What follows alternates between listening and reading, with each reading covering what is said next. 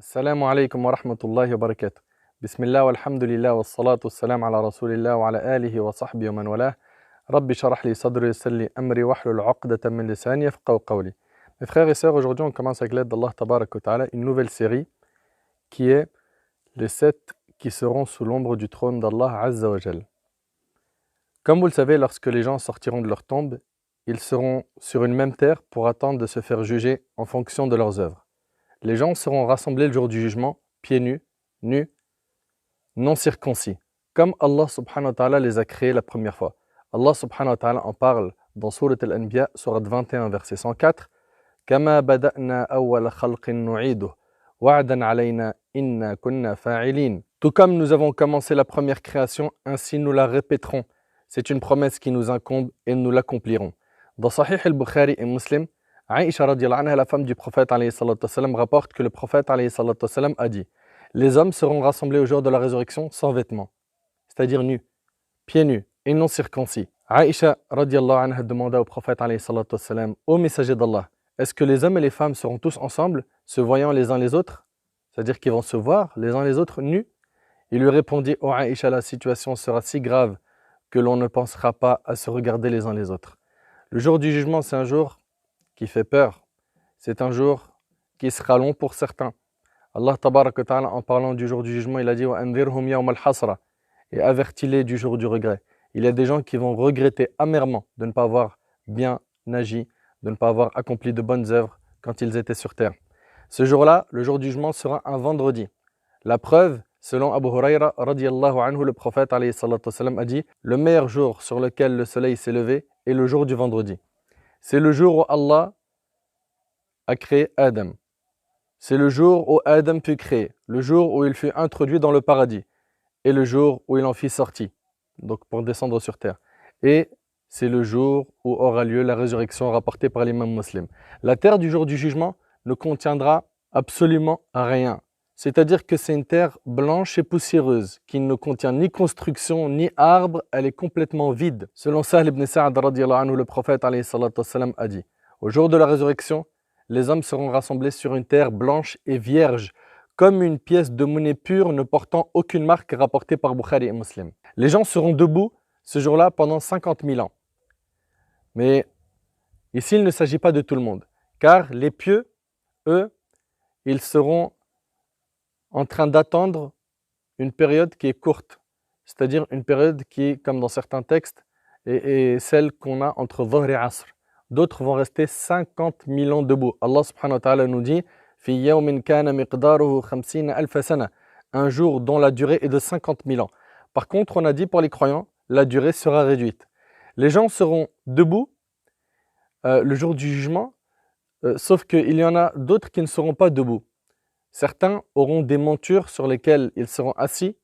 Les malaïkas, les anges, vont leur ramener ces montures pour qu'ils puissent se reposer. Donc il y en a le jour du jugement qui seront ressuscités, comme a dit Nabi sallallahu alayhi wa sallam, sur des montures, d'autres marchant sur leurs pieds, en étant debout donc, et d'autres qui marcheront sur leur visage. Et dans un texte, le prophète alayhi wa sallam a été questionné quand il a dit marcher sur le visage. Il a dit alayhi wa sallam: celui qui a fait marcher l'être humain sur ses pieds est capable de le faire marcher sur son visage. Inna Allah ala kulli shayn qadir, Allah est capable de tout. Ce jour-là, le soleil sera très proche des créatures. Le soleil sera très proche des créatures et les gens seront plongés dans leur sueur. Al-Miqdad radiyallahu anhu a dit: j'ai entendu le messager d'Allah alayhi salatu wassalam dire: le jour de la résurrection, le soleil sera rapproché des gens à une distance d'1 mille. Sulayman ibn Amr, qui rapporte le récit d'Al-Miqdad, dit: par Allah, je ne sais pas ce qu'il voulait dire par 1000. Est-ce la distance sous ce nom ou est-ce la longueur du bâtonnet à rimel? Car en arabe, le terme 1000, le mot 1000 a en effet les deux significations. Les gens seront alors submergés par leur sueur selon la valeur de leurs œuvres. Certains le seront jusqu'à la cheville, d'autres jusqu'aux genoux, d'autres jusqu'aux hanches, et pour d'autres la sueur atteindra leur bouche à la manière de la bride.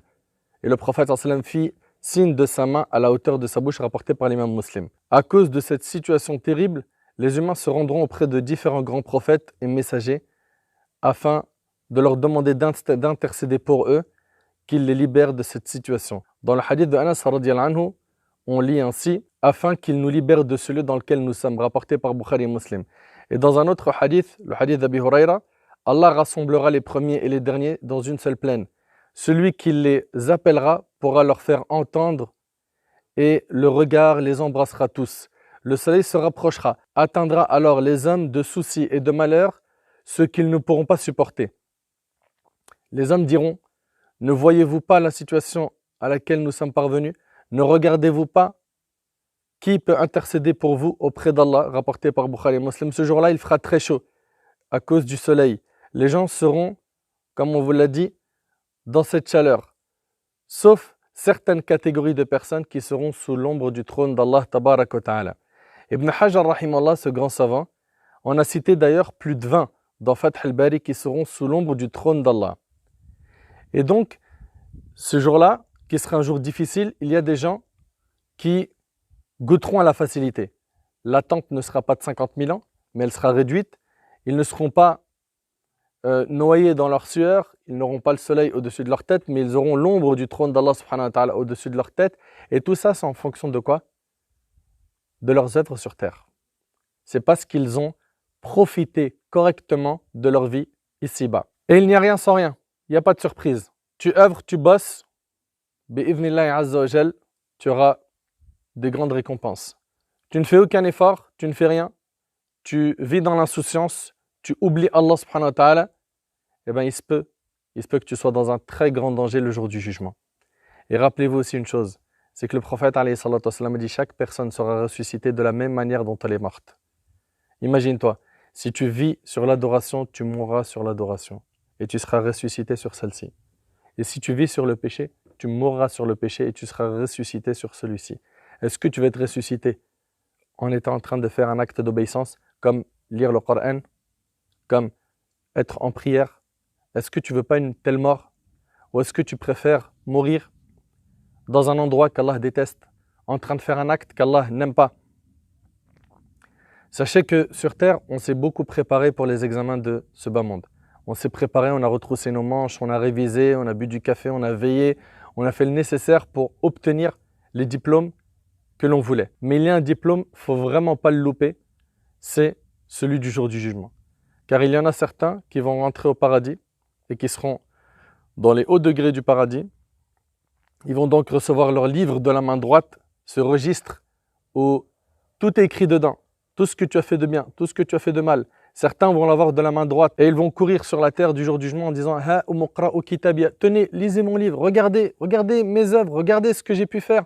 Dans la vie d'ici-bas, il est content. Et là, c'est pas, il vient d'obtenir, décrocher un emploi dont il rêvait. Non, là, c'est enfin la validation. Il entre au paradis pour l'éternité. Allahumma ja'alna min ahli al-jannah ya Rabb. Chacun d'entre nous rêve de cet instant. Mais il n'y a rien sans rien. Tu ne peux pas rester dans une bulle d'insouciance où tu oublies Allah, où ta religion, c'est une option, et espérer obtenir ces grandes récompenses. Il va falloir qu'on retrousse nos manches sérieusement. Et parmi les personnes qui seront sous l'ombre du trône d'Allah subhanahu wa ta'ala, il y en a 7 qui ont été cités dans le hadith d'Abi Huraira radiyallahu anhu. On a dit qu'il n'y en a pas 7, il y en a plus. Mais ici, ces 7 ont été évoqués en même temps. Le prophète, alayhi salatu wassalam, dans le hadith d'Abi Huraira, il a dit « 7 personnes seront ombragées par l'ombre d'Allah le jour où il n'y aura d'ombre que la sienne. 1. Le dirigeant juste. 2. Un jeune qui a grandi dans l'adoration d'Allah. 3. Un homme dont le cœur est accroché au lieu de prière. 4. 2 hommes qui se sont aimés en Allah, ils se sont réunis en lui et se sont séparés en lui. 5. Un homme qu'une femme de haut rang et de grande beauté appela à elle et à qui il lui a dit « Je crains Allah ». 6. Un homme qui a donné une aumône si discrètement que sa main gauche n'a pas su ce qu'a donné sa main droite. 7. Un homme qui aura pensé à Allah dans la solitude et dont les yeux auront alors versé des larmes, rapportées par Bukhari Muslim. Déjà, avant de commencer l'explication du hadith, s'agit-il de l'ombre d'Allah ou de l'ombre du trône d'Allah ou d'une autre ombre? Parce qu'on a fi dhillihi, par l'ombre d'Allah, on a également dhill arshihi, l'ombre de son trône. De quoi s'agira-t-il donc? Le premier avis, celui d'Ibn al-Qayyim, il rapporte qu'il s'agit ici de l'ombre du trône d'Allah. Conformément à ce qui figure dans certains des hadiths que nous venons de citer, quant aux hadiths qui disent fi dhillihi, donc sous son ombre, ils veulent dire en fait fi dhilli arshihi, sous l'ombre de son trône. Ça, c'est donc la première opinion. La seconde opinion, l'avis de Cheikh Ibn Baz, rahimallah, il dit qu'il s'agit de l'ombre d'Allah.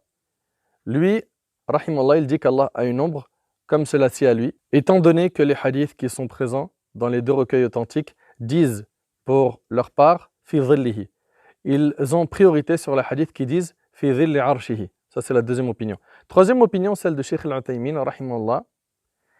Il dit qu'il s'agit d'une ombre qu'Allah créera le jour du jugement, peut-être l'ombre d'un nuage particulier ou d'autres choses.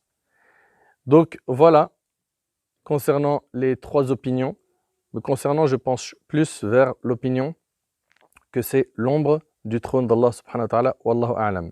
Ensuite, mes frères et sœurs, sachez que le trône est la première chose qu'Allah a créée, comme l'a rapporté Ibn Taymiyyah et d'autres parmi les savants. La preuve, selon Abdullah ibn Amr radiyallahu anhu an jami' as-sahaba, le prophète alayhi salatu wassalam a dit « Allah a écrit la destinée de toutes les créatures 50 000 ans avant la création des cieux et de la terre, et son trône était sur l'eau, rapporté par Muslim. » Le trône a été créé avant le reste de la création. Et le trône, Allah l'a créé de ses mains. Abdullah ibn Umar radiyallahu anhu a dit « Allah a créé 4 choses de ses propres mains. Adam, alayhi salam, le trône, la plume, le paradis éternel. Le reste de la création, il l'a créé en disant « soit », puis elle devient. » Et c'est rapporté par Al-Ajurri, Ad-Darimi et Al-Laka'i dans Sharh Usul al-I'tiqad. Sachez que le trône est immense. Notre prophète sallam l'a décrit. Il est important qu'on voit la description du trône afin de bien prendre conscience que ces gens qui seront sous l'ombre du trône d'Allah seront en dessous d'une immense créature. Al-Abbas ibn al-Muttalib radiyallahu anhu a dit, le prophète sallam a dit, connaissez-vous la distance séparant le ciel et la terre? Nous répondîmes, Allah et son prophète sont les plus savants. Le prophète sallam dit alors, la distance les séparant est de 500 ans de cheminement et entre chaque ciel et le suivant, il y a 500 ans. Et l'épaisseur de chaque ciel est l'équivalent de 500 ans de cheminement. Et au-dessus du 7e ciel se trouve une mer. Entre sa partie inférieure et sa partie supérieure, il y a la même distance séparant le ciel de la terre. Puis au-dessus de cela, il y a le trône. Entre sa partie inférieure et sa partie supérieure, il y a la même distance séparant le ciel de la terre et Allah est au-dessus de tout cela.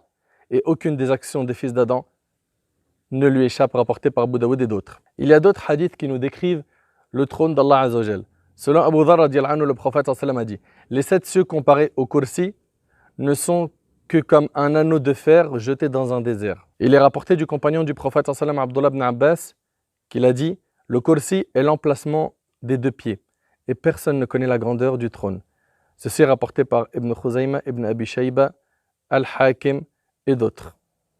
Donc les 7 cieux comparés au siège ne sont que comme un anneau de fer jeté dans un désert. Et le prophète sallam a dit, et la grandeur du trône par rapport au siège, le kursi, est comme celle de ce désert par rapport à cet anneau de fer. Le siège, kursi, cerne les cieux et la terre en totalité. Il est l'endroit où le tout miséricordieux Azza wa Jal pose ses pieds. Le trône est encore plus grand que le siège. Le trône est la plus grande créature. C'est là-dessus que notre maître Azza wa Jal s'est établi de la manière qui convient à sa majesté. Je veux que tu prennes conscience de l'immensité du trône d'Allah Azza wa Jal. Le trône est porté par un groupe d'anges au physique très important. Allah subhanahu wa ta'ala nous dit dans Surat Ghafir Alladhina yahmiluna al-arsha wa man hawlahu yusabbihuna bihamdi rabbihim wa yu'minuna bih al-aya. Ceux les anges qui portent le trône et ceux qui l'entourent célèbrent les louanges de leur Seigneur, croient en lui et implorent le pardon pour ceux qui croient. Donc ici on voit qu'il y a des anges qui portent le trône d'Allah subhanahu wa ta'ala. Dans Surat Az-Zumar, Surat 39, verset 75, Allah subhanahu wa ta'ala il nous dit « Wa tara al-malaikata hafina min hawli al-arsh » Al-Aya. Et tu verras les anges faisant cercle autour du trône. Et At-Tabarani dans son Mu'jam Al-Awsat rapporte avec une chaîne de transmission authentique que selon Anas radiyallahu anhu, le prophète alayhi salatu wassalam a dit « Il m'a été permis de décrire un des anges porteurs du trône. Alors ses pieds sont en bas de la terre. Et le trône sur sa corne, entre le lobe de ses oreilles et son épaule, ça c'est l'ange qui porte le trône d'Allah, il y en a 8. Regardez la description juste de l'ange qui porte le trône d'Allah. Entre le lobe de ses oreilles et ses épaules, il y a le battement des oiseaux durant 700 ans. Cet ange disant « Subhanaka haythu kunt » gloire à toi n'importe où tu te trouves. Et sachez que le trône possède des pieds. On trouve dans Sharh al-Tahawiyya, il a été rapporté de façon sûre dans la législation que le trône possède des piliers. Que les anges porteront, comme cela a été rapporté par le prophète sallam. Lorsque les hommes seront foudroyés, dit le prophète sallam, je serai le premier à sortir de la terre qui se fendra.